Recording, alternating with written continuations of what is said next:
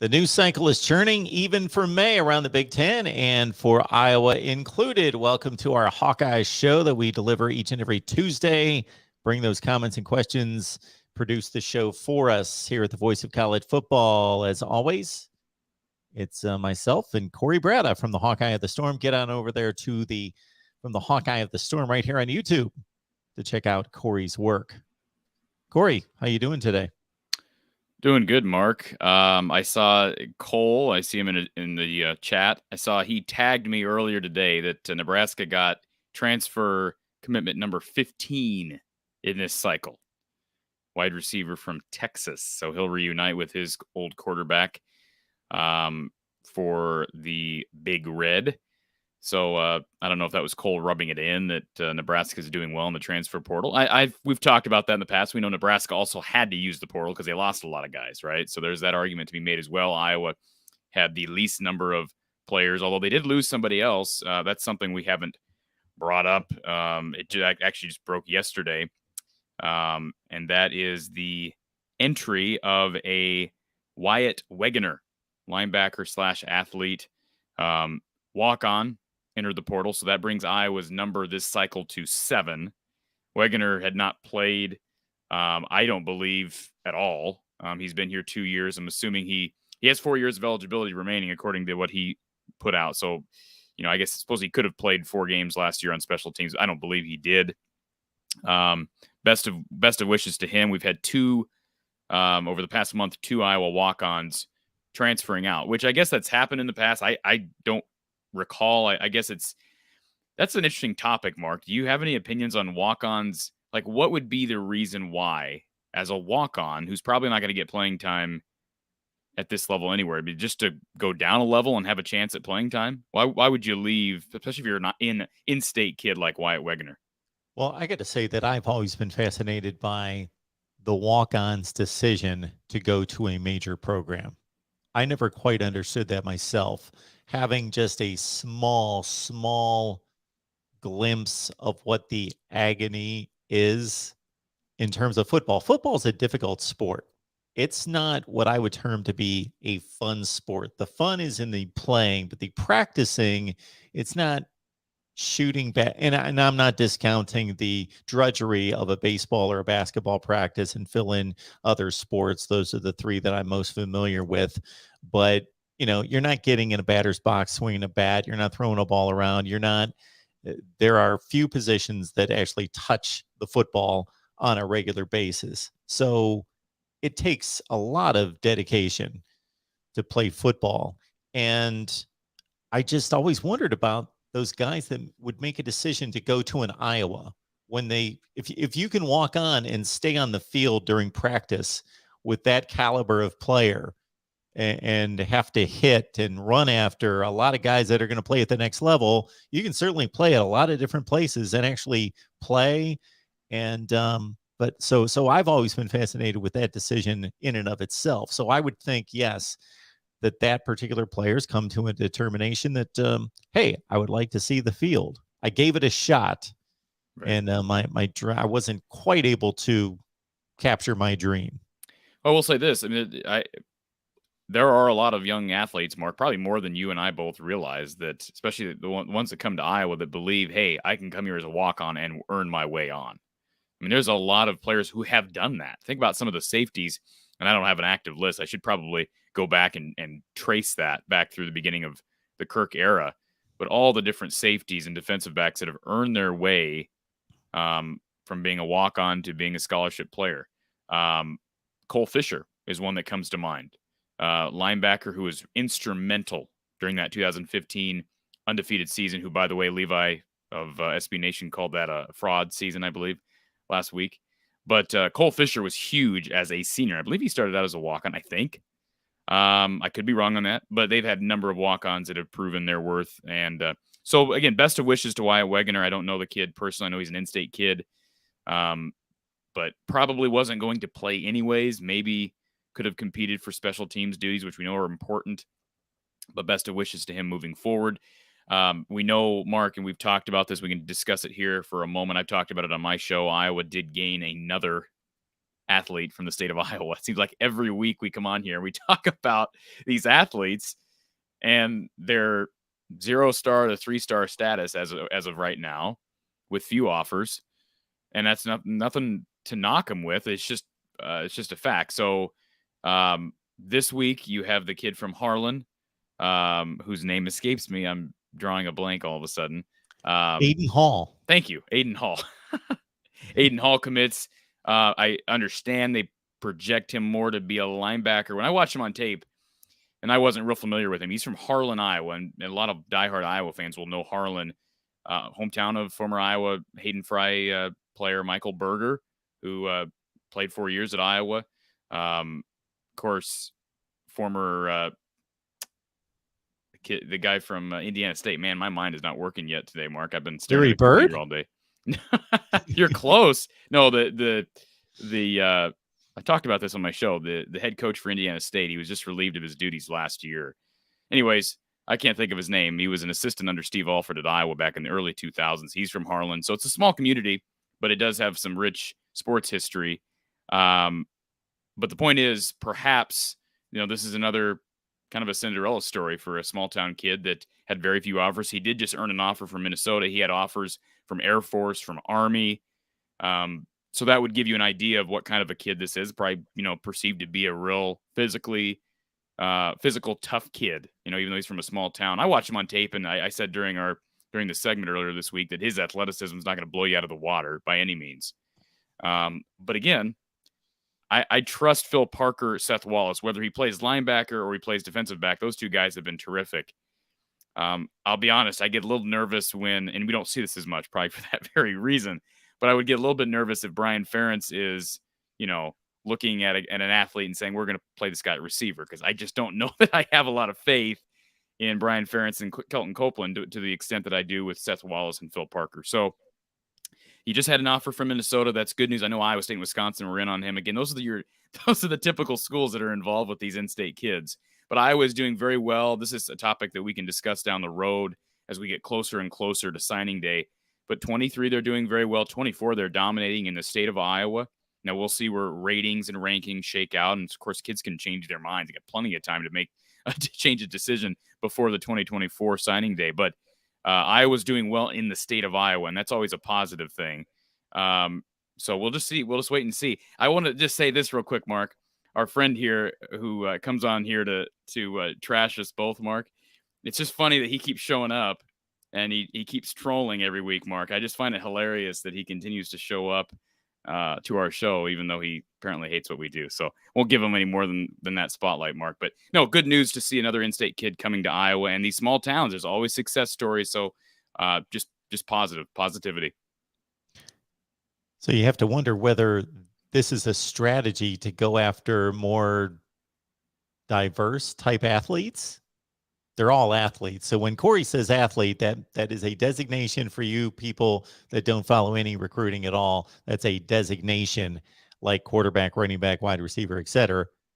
Athlete. If they're looking for just more flexibility in where they could assign these players, or it's just coincident. I'll say this. I had that in my title for my video the other day. Versatility. That is exactly what this kid's going to give you, and probably a lot of these athletes. And that's like you said, the epitome of being an athlete and be able to move them around. But this kid, I mean, I could see him foreseeably. I mentioned that in the video too. If he grows another inch or two, he could possibly be a tight end. I mean, he plays playing receiver in high school, so he's got the hands. I certainly would trust Brian Ferentz to see tight end potential. But again, I think you're onto something there. I think the versatility and being able to move these kids around. We've seen changes. I mean, I think of Ronnie Harmon. I think a lot of examples of guys who have changed positions and been very, very successful at Iowa. Not only under Hayden Fry, but under Kirk Ferentz. Marvin McNutt was a wide receiver at one time. A quarterback, moves to wide receiver, very successful career. So it is possible to have those moves on offense. We haven't seen it as much probably as on defense. We know that Tyler Linderbaum was a defensive lineman. He moves over to center and is one of the best centers to ever play the game possibly at least in the Big Ten. Maybe that's hyperbole. We'll see. And then you can say the same thing about Jones, who's switching over to the offensive line this year. So, yeah, it's going to be interesting to see. They got a lot of development with these kids, but the potential's there, and they're getting in on these kids a lot earlier than I would have ever expected. If you told me 10 years ago that they'd have how many commitments for 2024 already, I'd have told you you're crazy. But that's just recruiting now, as you know. And we haven't had to listen. We've talked about NIL plenty with college basketball. We haven't talked about it as much with college football because I really don't know how it's going to affect Kirk Ferentz specifically. I mean, obviously he doesn't like NIL.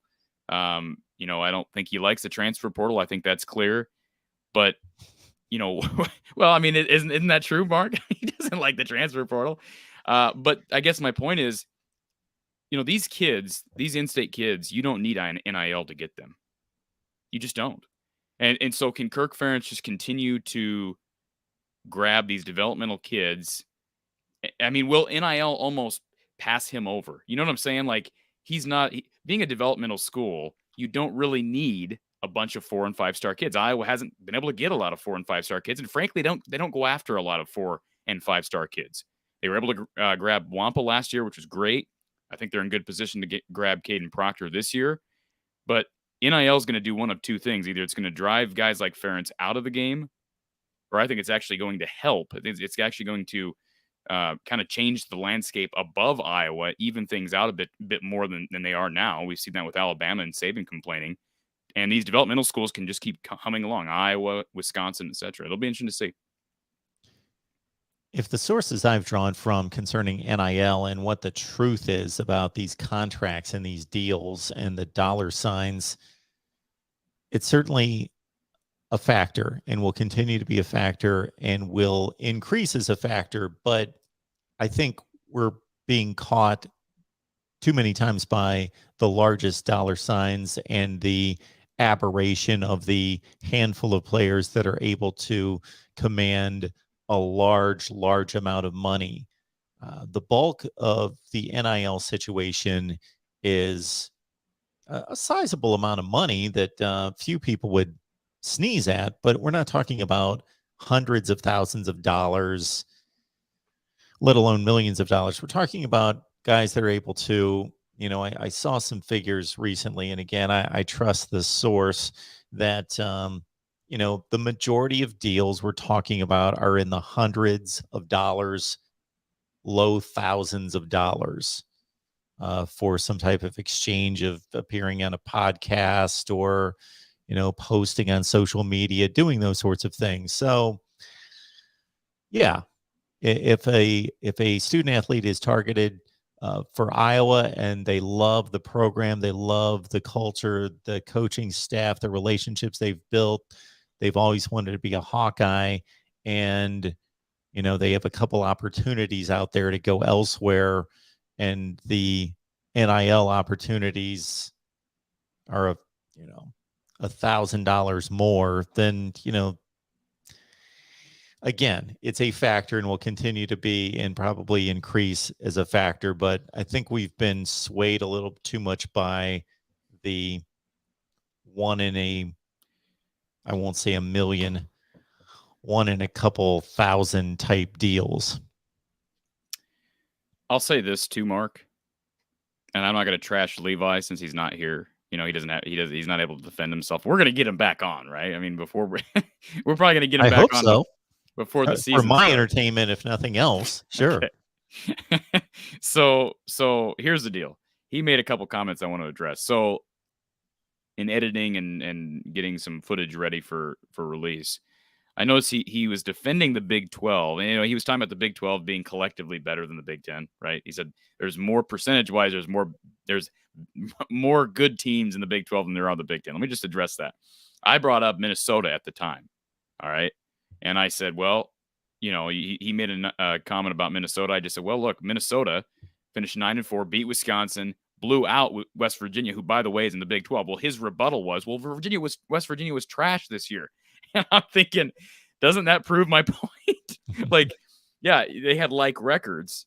And if you're calling them garbage, doesn't that sort of prove our point? Sure, it does. I would say that it was a bit of a stretch. I'm going to stick up for Levi slightly. Yes, there was a bowl matchup, which should be like seeding, like records. Minnesota was a what was West Virginia's record? Were they They 7 were and 5? 6-6, and 6 and Minnesota was 6. 8-4 Sure. going into the game. So Yeah. There's a difference there, but the game wasn't close. I mean, we know that. The game was not close. I wouldn't call it a blowout. It was Minnesota Well, had it under control. It was 18-6. Yeah, I mean, it never. I remember watching that game. It was a late night game, and I Yeah. remember thinking, I'm what? Because of course I was rooting for Minnesota. I had no fear in West Virginia Yeah. coming back in that game. It just I never didn't felt either. like they had any chance of coming back. But Yeah. I do want to address something else, and this is more directed towards you. Levi made a comment about tough non-conference schedules, and Mm. if Iowa State could ever, to make that boring schedule less boring, could you ever schedule another Power 5 team with the 9-game conference schedule plus Iowa? Could you schedule another one? And he had said, well, even Alabama and the big powers don't do it. You said there are exceptions to that rule. There are examples. Who are the examples, Mark? Who are the examples of programs that play 9 conference games and schedule 2 Power 5 teams out of conference? So that's my challenge to you. Okay. Do you want them off the top of my head? Yeah. Okay. I just don't know. I mean, I want to be educated you because I wasn't restricted even me aware out of of the gate to the 9-conference schedule, the 9 conference games. Right. So you've eliminated Well, that's what we were the talking ACC about. and the SEC. So Right, you've eliminated. Well, I mean, isn't that the whole point here? The Big Ten, okay, any SEC school like Kentucky is the one of the few exceptions that don't do it, right? I mean, they literally have 8 conference games, play Louisville, and then play 3 cupcakes, which is ridiculous. Yep. That's absolutely ridiculous. But it's smart because it gets them to Mark Stoops his job is safe there. But I guess what I'm asking is, the Big Ten. And any conference that the Big 12 that play 9 conference games, they are doing what those other SEC schools are doing. They're playing 8 plus 2, right? They're just formulating it 9 plus 1. They're playing 10 Power 5 opponents. And I just gathered from what you said last week that you were, and maybe I interpreted what you said wrong, but I thought you were implying that there are exceptions. There are examples of schools that are playing 11 Power 5 teams. Oh, there are. Who? Absolutely, there are. Okay. Who? Stanford's done it. You can go back through their schedule. They had a schedule a few years ago where they not only played 11 Power 5s, but their 12th game was against UCF when UCF was better than 3/4 of the Power 5s. They played a Notre Dame, Northwestern, UCF non-conference schedule. This was about 3 to 4 years ago. USC played, listen to this schedule, in addition to the Pac-12 for 9 games, they had scheduled in 2020 Notre Dame, Alabama, and Fresno State, who again is almost like a Power 5 and better than a lot of Power 5s. I'm not saying it's common, but if you would have given me the SEC and the ACC, then I would have shown you that it is common to schedule 2 difficult Power 5s. Sure, and I knew, I was aware of that, but so I first of all, thank you for informing me of this because I just looked it up. 2019, Mark is right. Stanford played Northwestern, opened with Northwestern, went at USC, at UCF. Now, who is the other? Notre Dame. When was that? Oh, the last game of the season. Okay. So that's a schedule. Well, but let's just say and this. I'm not demanding that the teams schedule like that. Well, let me just say this though. We have to remember that the Pac-12. You have said this, that the Pac-12 is not even close. It's behind every other Power 5 conference. It's the worst conference. Right. So I know I'm moving the line here, right? Yeah, that's what I'm doing. I'm moving the line. That's fine. I'm admitting that. I'm not blaming Iowa State. I'm just saying they play the most boring schedule. Yes. Okay, so is there an example? This is an honest question. Is there an example of a Big 10 or Big 12 team that does that? Because you just gave me Stanford Ohio and State's got a USC. couple schedules that are pretty serious coming up. They've got Notre Dame and Washington on 2 schedules coming up. They do. Yes. And what years are those? Because we may go back to 8 games. They're coming Maybe up soon. Is that them preparing for us to go back to 8 games? Possibly, I don't know. Also understand that before about 5 years ago that Michigan was playing, of course, Notre Dame every year, and that didn't preclude them from scheduling other Power 5 games. They would schedule UCLA, Washington, Oregon, non-conference, in addition to Notre Dame. And so would Michigan State at times and Purdue. During 8-game conference schedules. Probably at that point, yeah. Okay. Yeah, I mean, Iowa, listen, Mark, Iowa played in 2010. They played Iowa State and Arizona. 2015, they played Pitt and Iowa State. They did that regularly. Okay. I don't know anybody else who does what Kentucky does. Maybe you can tell me that. I don't know anybody else who does that. Why would you do that? And who's doing it? And why is that allowed? There are teams worse than that. There are teams that are scheduled worse than that. Look at now, Baylor has picked up BYU recently. They've played them the last 2 years. Well, they played them last year and coming up this year. Baylor has had schedules which they didn't play any Power 5s. They played like Sam Houston State, Lamar, Rice, and so that's what. And I remember UTEP. That's what bothered me in 15 of Colin Cowherd going after Iowa. When you have the likes of Baylor doing that, Iowa, he's going after Iowa because you played Pittsburgh and Iowa State. But again, very few teams. Are you saying were there ever teams that played back when during the 8-game conference schedule in the Big Ten? Do you recall there being teams that played 3 non-conference Power 5 opponents? Well, it would have been 4, right? No, Are Power you 5 didn't play a Power 5. No. Played 3. Played Gotcha. 3. No. Okay, so. And 2015 was one of the last years that we had the 8-game conference schedule. So, and one of the issues with Iowa, of course, is that for so long Iowa State was awful. So if you're going to lock that in as your Power 5 opponent, it's just not going to look very impressive. But it has to be played. It does. Yeah, it absolutely does. And that's one thing that some Iowa fans will say, we need to get rid of that series. I've never, at one point towards the end of the Paul Rhodes era, I think I did make a comment that could have been interpreted as wanting to get rid of it. Because let's be honest, Iowa State was just not very competitive for a long time. And so, but no, and now with Campbell, as long as Campbell's there, that series needs to stay in place. And I don't think anybody can claim as long as the Big Ten stays with 9 teams. If the Big Ten goes back to 8, it's going to open the door for criticism unless Iowa goes out and schedules Notre Dame. It goes out and schedules Texas and Oklahoma. If they go schedule Pitt, well, Pitt was good last year, but for the most part, Pitt's not been a program that that really helps the strength of schedule. They need to go schedule some big boys. So we'll see what happens with scheduling. I know that's been an ongoing conversation, and there's a lot of speculation. So we'll see what happens.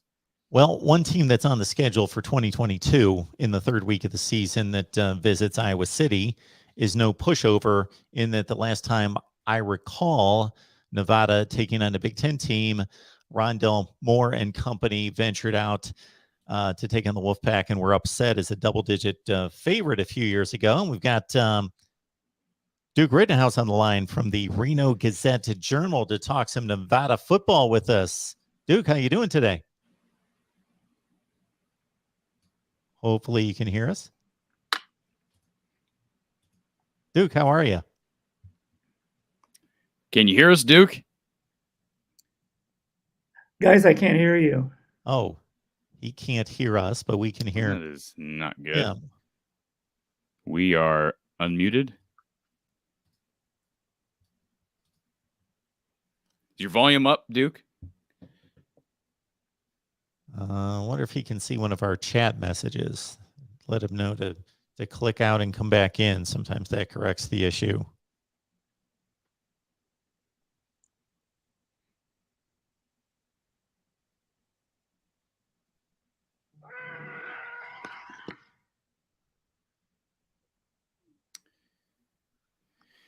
Well, while we're getting that figured out, do appreciate Duke being here. Nevada is a good program. And as a lot of Iowa fans know, Jay Norvell just left. That would have been a really cool matchup, because you would have had, an Iowa guy in Jay Norvell, being able to return home to Kinnick.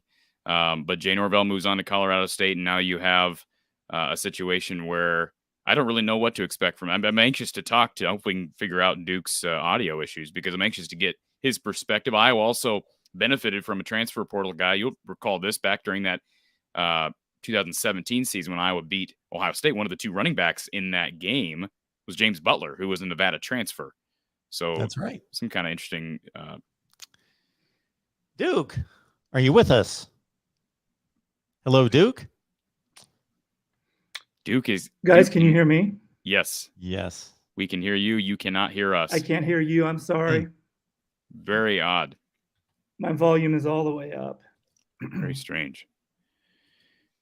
Well, yeah, it's some type of setting, unfortunately. I will see. I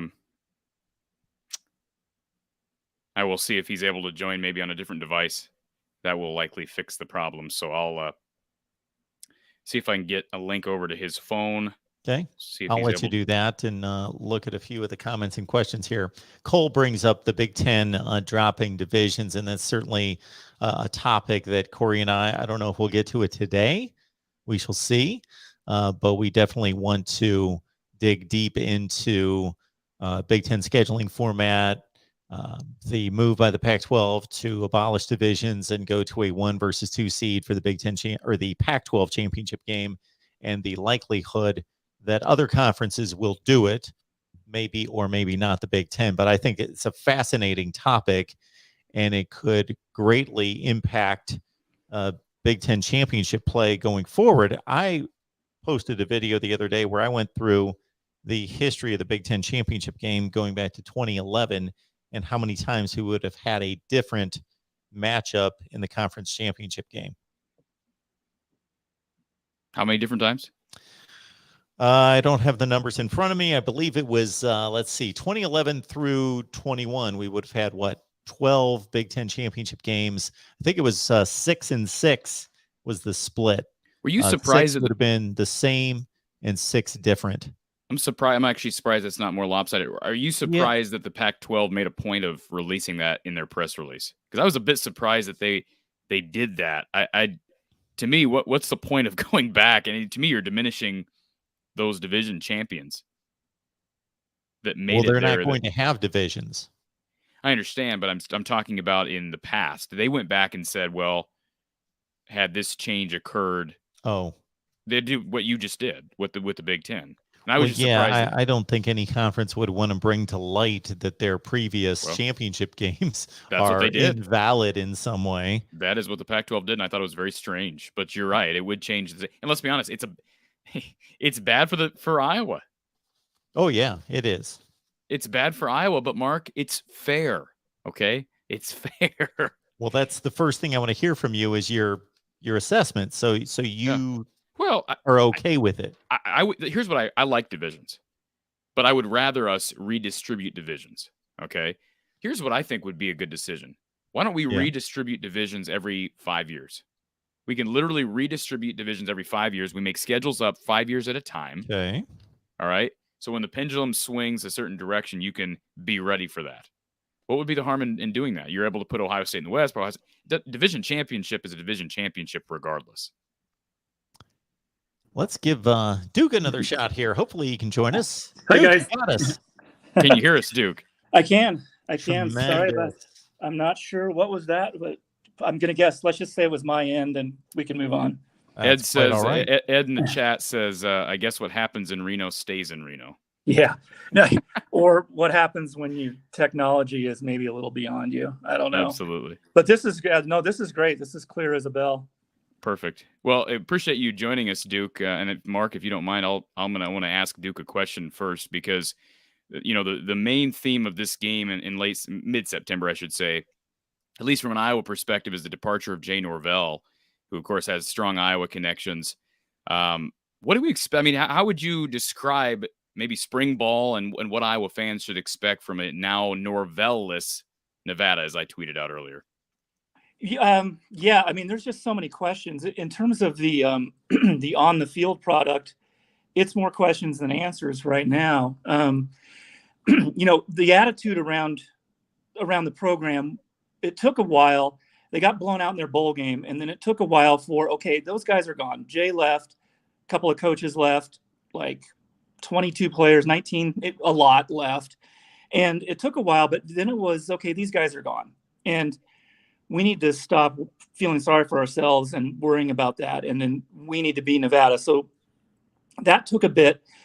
So by the time spring ball rolled around, new coach, new coordinators, new quarterback, new everything. I think it took a while to get going. I think, given the nature of the game being in September and all that, I mean, Iowa's going to be a gigantic favorite, and rightfully so. And it'll be Ken Wilson, the new head coach. It'll be his first. I mean, it's a huge test for kind of a new group of people. I did mention this to Mark before you jumped on, but one connection that I find, I always love looking back and finding these player or coach connections between the two programs, especially with non-conference opponents. James Butler, Iowa benefited greatly from James Butler several years back. Really helped during a pretty darn good season, a season in which Iowa dominated Ohio State famously in Kinnick. And James Butler was a big part of that tandem with him and Akram Wadley. What do you remember about James Butler at Nevada, and was that a blow to the Wolfpack at the time? When I think of, I mean, this is probably oversimplifying it, but when I think of Butler, I think of kind of pre-transfer portal guy and then a post-transfer portal thing. He was a pre-portal guy. I mean, he was the end of an era where players did transfer, but it wasn't quite as common. And then there was always, you might have to sit out, or, you don't know really what's on the other side because there's not this big database, this portal, where, it seems like everyone's jumping in, maybe looking for something better. So, yeah, he was a reliable, strong running back for Nevada. And, at the time really wasn't aware that he was unhappy or anything. It was a big blow. Nevada prides itself on, it kind of has a reputation as a passing offense, but does pride itself on the running game. So that was a little bit unexpected. And then, as you mentioned, he did a fine job for Iowa. I mean, he went from, a smaller West Coast conference into the Big Ten, and I thought he did a fine job. But I was just thinking of him before I signed on, and I was thinking, in this day and age, he would just be a transfer portal guy, probably one of many. But at the time, that Nevada team only lost a couple guys to transfer. It seems like a different world now. It does, and I'll say this too. Correct me if I'm wrong, but Butler actually came here, and I assumed it was because of the coaching change. Because correct me if I'm wrong, but Norvell took over in 2017, which is when Butler left, right?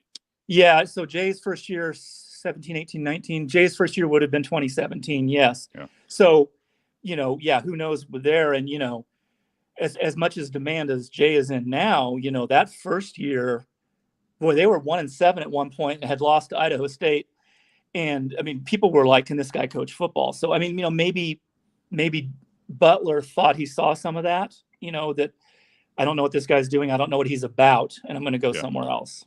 Well, and I did find it interesting too, Mark, because you and I have had a lot of discussion about Iowa and transfer portal hesitancy. I don't even think was it even the portal at the time? You said it was post. It really wasn't even called the transfer portal at the time, correct? The portal, I believe the portal was October of 2018, I want to say, that it went live. And one day, it was funny, one day there wasn't a portal, and then the next day there was. And I believe it was October. And there are very few examples of Kirk Ferentz, Mark, taking a skill position player in the portal. I mean, we see it with Steven Stylianos this year. We've seen it with Mekhi Sargent and James Butler. But I was always fascinated by Butler's decision to come here, and it's a guy that Iowa could really benefit from this year. But Mark, do you have anything to add? I don't want to kind of take over. Well, the addition of Ken Wilson taking over the program, was that expected? How well was that received with no head coaching experience? He does come with a long litany of pretty impressive defensive roles, most recently at Oregon. There's been a couple of split reactions. I think mostly positive. He was a longtime assistant here, and he was an assistant under Chris Alt, who is our, I don't know, he's our Niall Kinnick, and Chris Alt can walk on a lot of water. And so being an alt guy didn't hurt him. He's a Nevada guy. The big thing is, especially with Jay leaving, is Ken has come in and said straight up, and he'll say this to your face, I want people who want to be here. And if you're thinking you want to go somewhere else or coach somewhere else or whatever, you've got to go. You've got to get out of here. So it's, silver and blue. It's Nevada Wolfpack. It's, everyone's got to row this boat the same direction. And so his Nevada background helps. It also helped, I think, reaction-wise, that he does have the Washington State and the Oregon experience. That's really good credentials. And then, like you mentioned, of course, if you're going to be a doubter, you're going to say zero head coaching experience. I mean, the guy he's got to be late 50s, no head coaching experience, and which is ironically kind of like Jay Norvell. So this is two coaches in a row. They're getting their first shot here. So there's some hesitancy. I mean, I think there's also a little bit of hangover from a couple of things. One, last year's team was a fine team, but it frankly underachieved. It should have won the Mountain West. It did not. They got clobbered in their bowl game. And then Jay and a bunch of players left. So a bit of a hangover there too, where I think you're going to throw some doubt on whoever might come in, whether it's a name guy or a longtime assistant. So a little of each. Interesting. One thing he did was try to open up spring camp a little bit more a little bit more fan friendly, a little bit more of the, the promotions and the giveaways and you can win prizes and, kick a field goal and win $10,000 and all that. He kind of opened that up, kind of make it fun again. And I think he's trying to connect with the fan base. So I'm guessing that the notoriety of Carson Strong playing there probably can't be taken advantage of like it typically could have because of the coaching change. What is the story behind Carson Strong? Did he kind of slip by the Power 5 level and them kind of miss out on the evaluation, or how did that take place? Yeah, a little bit. So Nevada was his only offer. And he came here and enrolled early and did that whole thing and was very loyal to Nevada for including redshirt year, his 4 seasons here. He got hurt as a senior in high school playing basketball. And so actually, I'm going to back that up a year. He got hurt as a junior and didn't play football as a senior. That's the way that goes. And some schools that were maybe thinking of offering said, this guy's not even playing. He got hurt. We don't know that much about him, and there was no offers forthcoming. Nevada offered him fairly early, stuck with it, kept with the offer. So I think that explains a lot of the two-way loyalty there between the program and the player. And actually, it took Carson a while to develop. Even in what would it have been? It would have been 2019. Even in the 2019 season, he was not the starter. He was in a 3-way battle. And it was comical to think back on it. It's just pure comedy because obviously he should have been the starter. But he was behind a 5th-year guy who almost never played, and he was behind Malik Henry, who you might remember from the Netflix show, who really could throw the ball, but had some other issues. Florida State guy, right? Yeah, he was what? Florida State guy. Yeah, so he was Florida State, I believe, then junior college, and then a Netflix, and then Nevada, and he played in 2 games. And anyway, it took Carson a while to get the role, and full-time role. And at the time, I remember thinking, no, I don't see this guy as an NFL draft pick. I don't know, trying to project it in the future. And like I said, in hindsight, it seems ridiculous because they should have made him the starter. And much like he'll have to do in the NFL, he's constantly had to prove himself. So yeah, to the beginning part of your question, right? The benefit of, oh, hey, Carson played for us, a little bit of that's going to be lost. Like there was some quarterback recruiting, but it's hard to say how that's going to, we didn't get the 4-star kid from New York or something. I mean, there was just too much chaos around the program. Duke, I want to ask you the schedule. I find interesting. So for anybody that doesn't know, Nevada opens with New Mexico State on the road, Texas State, and Incarnate Word. Incarnate Word, pretty darn good FCS program, though they lose Cameron Ward to Washington State. You brought up the fact that they're going to be heavy underdogs coming to Iowa. Iowa will be coming off a pretty big showdown with Iowa State the week prior. But honestly, I look at the schedule. I'll just be frank with you, Duke. I look at the schedule, and this is Iowa's most winning. I think most winnable game. Now, if Nevada players heard me say that, they should take severe umbrage to that comment because Iowa opens with South Dakota State from the FCS. But I think South Dakota State's dangerous. But I think Nevada is more dangerous than maybe we're going to make them out to be. You brought up the fact that Nevada likes to throw the football. I'm assuming that's not going to change under Wilson. What's his? What are sort of his principle for offense? A little bit. I think it will be a change. One thing is, Carson's gone, and for 3 years you could count on him. I mean, the guy literally would drop back 50, even more times a game, and that's not going to happen. I mean, the offense was called the air raid. I mean, it wasn't subtle at all. Ken likes a more balanced. I just talked to him on Thursday, and he likes a more balanced attack. He's a believer in, if you don't establish a running game, then everyone's just going to load up on the pass. And, unless you've got, the next Drew Brees back there, you're in big trouble. So they want to establish some sort of run, which, I mean, again, as long as we're all being honest with ourselves, they have the Wolfpack has one returning offensive lineman. Are they going to establish any sort of run against a Big Ten defensive line? I'd say they would need their best day ever to do that. So against Iowa, I think you might see some pass, because if they come out, let's say their first two series, and they don't move the chains, that's going to happen for the rest of the afternoon if they're not moving the Iowa defensive line back, which, I'm doubtful. So I don't know. I think it might be a strange game. The other thing is, who's the quarterback? I mean, we have a third-year backup to Carson, who, he's a great guy. I've talked to him many times, but his claim to fame is he's 6'9". I mean, he's one of the tallest players in Division I, and wow, he's thrown 46 passes at the Division I level, 64 passes, and he's completed 46, I think. And then we have a backup, a guy I've never even met from Oklahoma State, who's enrolling in summer school. Illingworth. Yeah. So Shane Illingworth. So who's the quarterback? I mean, this could be a long afternoon. I mean, you mentioned the schedule in order.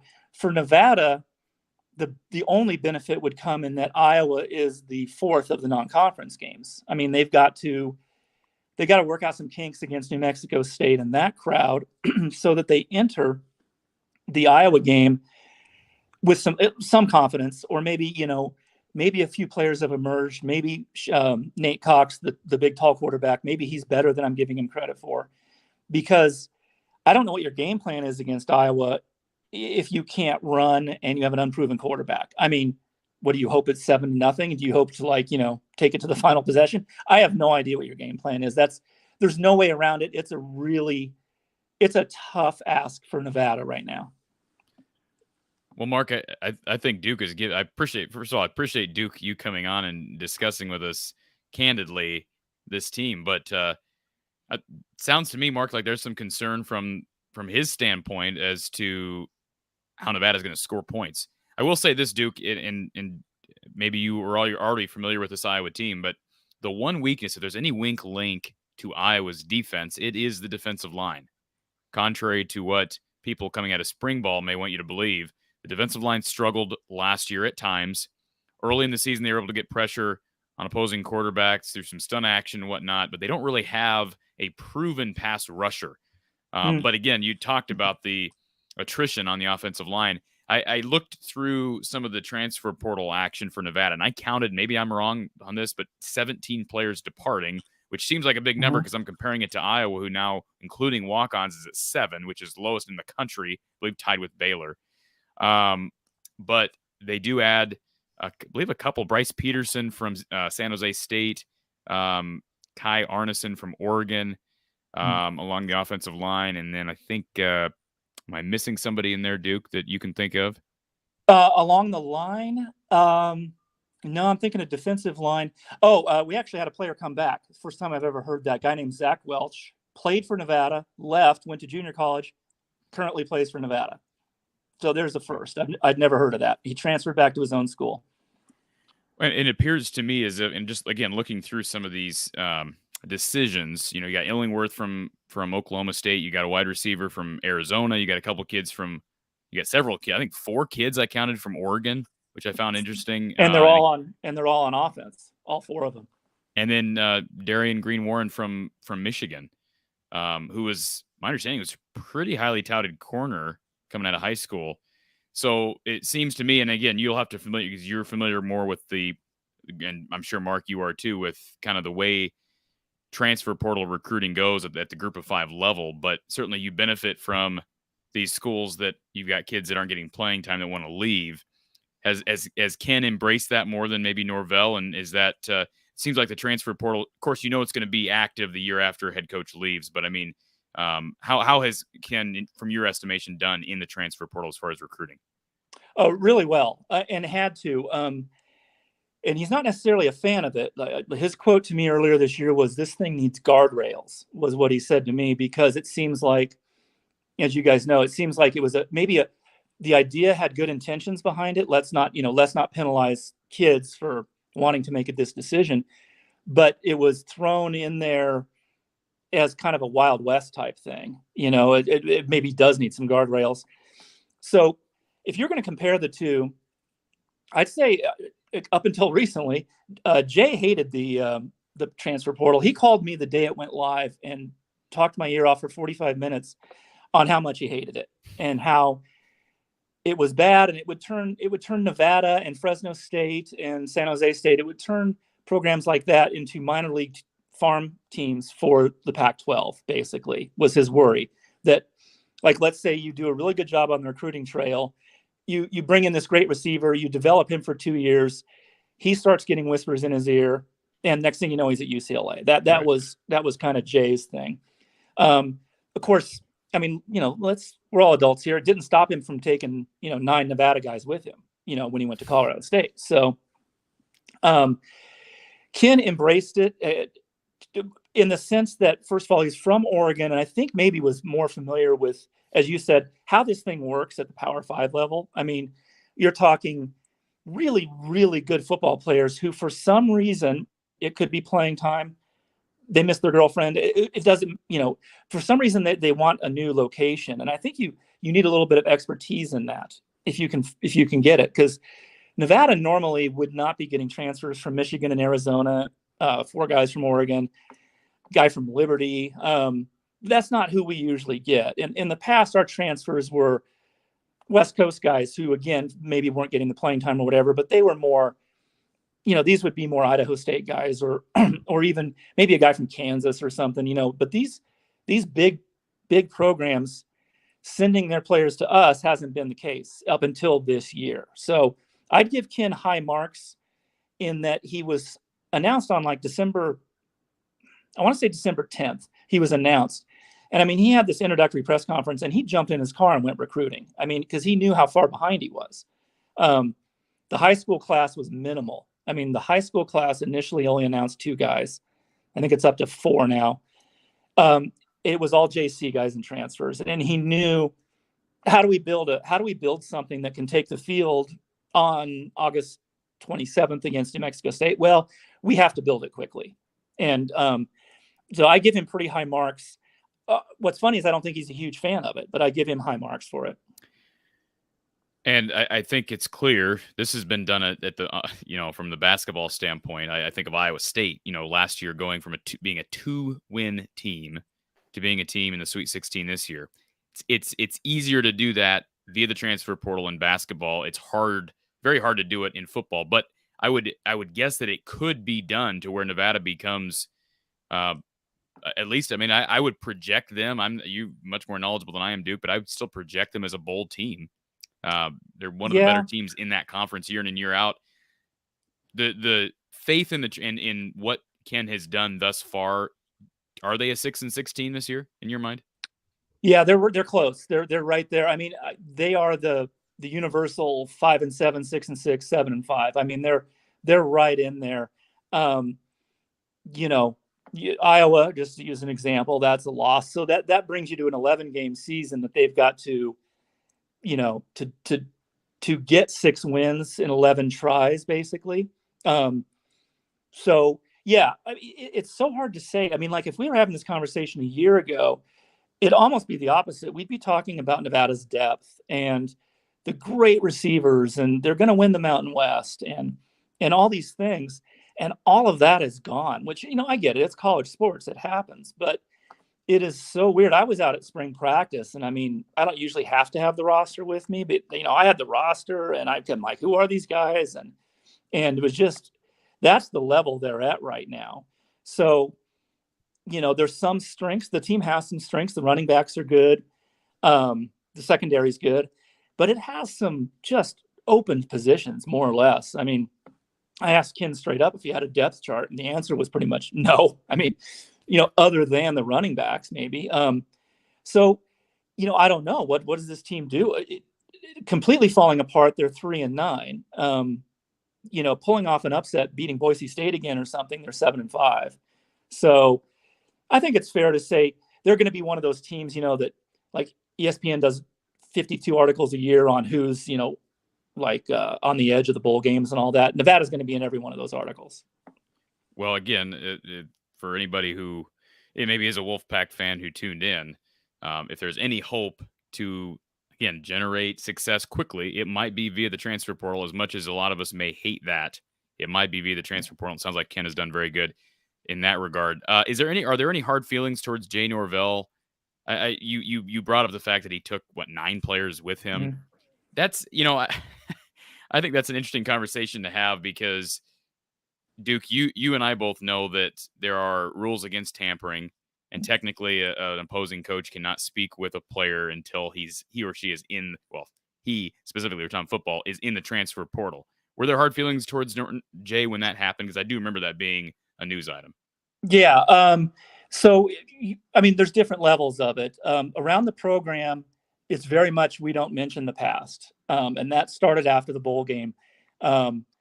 If you bring him up, they'll say, he did good things, whatever. But, and then they'll just deflect. Hey, Duke, can we talk about this year's team or whatever? Sure. That's around the program. Around town, it's almost universal negativity.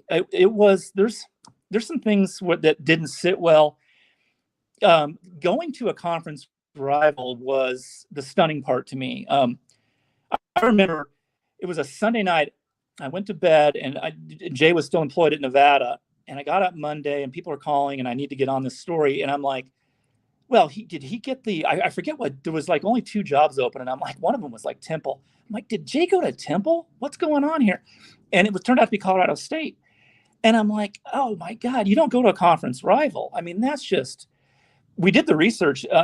Mountain West has only been around since, not forever, early 90s, but it's the first football coach to go from 1-1 with no gap. He went from one member school to another member school with no year off. Rocky Lawn obviously has coached at 2 Mountain West schools, but it was weird. And the negativity started almost right away in terms of, you went to a conference rival. And if you remember, my favorite part about this is that was the final regular season game, and Nevada beat them 52-10. And it should have been a running clock. And if you remember, Steve Adazio actually got ejected from the game, the Colorado State coach. So his final act was getting ejected from the game. Then the next thing you know, not long after, they have a new coach. It happens to be the guy who just won the game. So it was crazy. There's negativity. There's a certain, and I don't know maybe all fan bases are this way, but a certain lack of reality of how this level works in terms of it's University of Nevada. We lose guys to bigger schools all the time. We lose Eric Musselman. We lost Mark Fox to Georgia. We've lost baseball coaches to really good baseball schools. It kind of is how it works. So the difference was why is Colorado State better than Nevada? Why would you go there? I mean, yeah, they're throwing a few dollars at you, but why? And so, it's bitter. There's some Twitter stuff I just ignore because it really gets kind of bitter. And that's a guaranteed sellout. They play here October I should probably know this, October something, guaranteed sellout. I mean, it'll be a madhouse. I believe it's the game right after Iowa. Let me pull up the schedule. No, it's Yeah, two after. They play Air Force on the road, then they have a week off, and then they get Colorado State in Reno. So, yeah, get your ticket now, because it's going to be it's going to be crazy.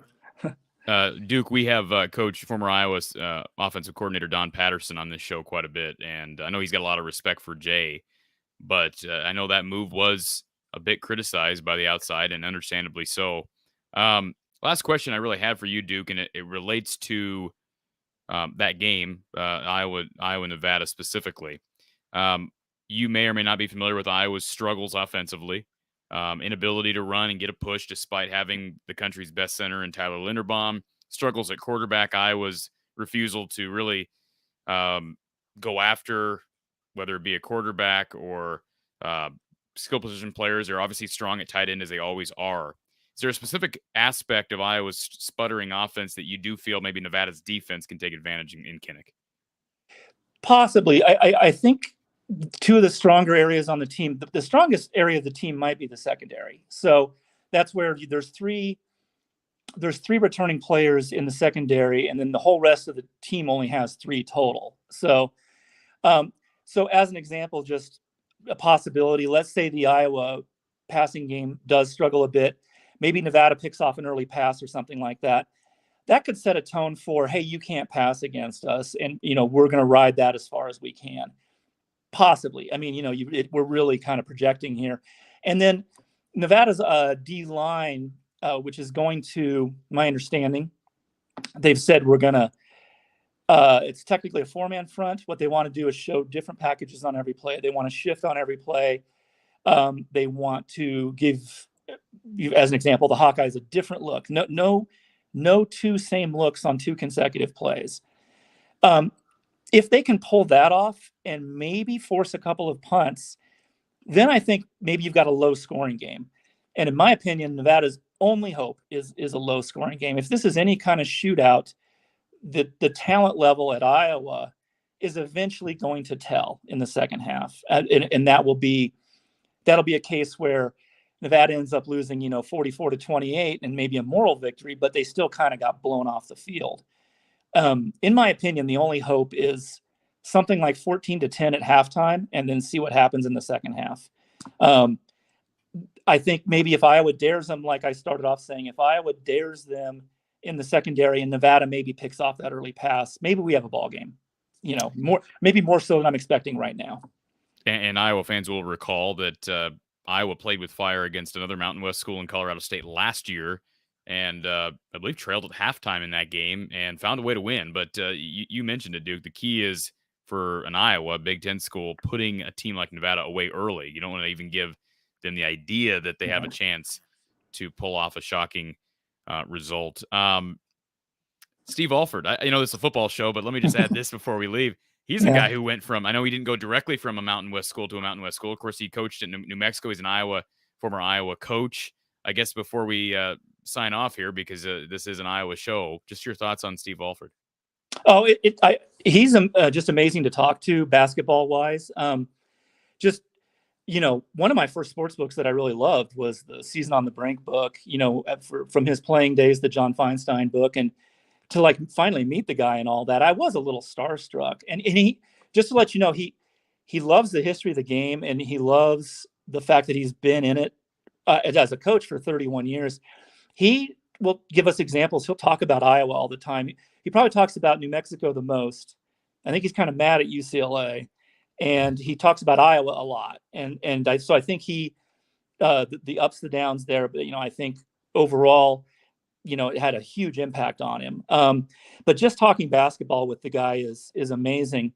Now, they were massive underachievers last season, and lost again the portal, which we've mentioned quite a bit. Lost, what were they up to? 5 they've lost 5 to the portal. The backcourt's gone, the center's gone. They brought some decent guys in, and Steve, of course. In fact, I talked with him on Friday. He says he's old school. He admits he's old school. Not a huge transfer portal fan.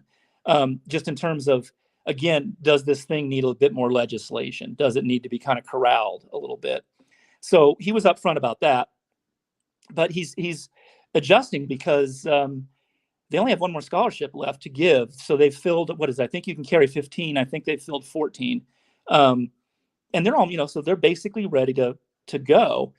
But yeah, I'm kind of rambling a little bit here, but I just like talking basketball with the guy. It's kind of a master class in a guy who has done everything from, he was the best high school player in his state. He won an NCAA title. He won an Olympic gold medal, and then a brief NBA career, and then jumped right into this long coaching career. So it's just kind of like, I have a basketball question, I'm going to go ask Steve. It's just fun to have all that knowledge coming in.